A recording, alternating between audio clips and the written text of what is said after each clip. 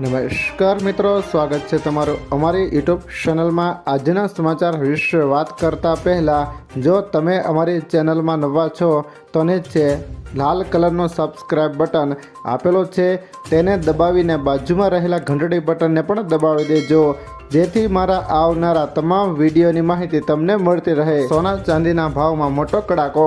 ભારતના commodity exchange MCX પર પણ સોના અને ચાંદીના વાયદામાં મોટો કડાકો આવ્યો છે। સોનાનો વાયદો 2.5% અથવા 3,189 ઘટીને 1,52,551 પ્રતિ 10 ગ્રામ પર બંધ થયો। ચાંદીનો વાયદો 6.27% અથવા 16,595 ઘટીને 2,48,201 પ્રતિ કિલો પર બંધ થયો।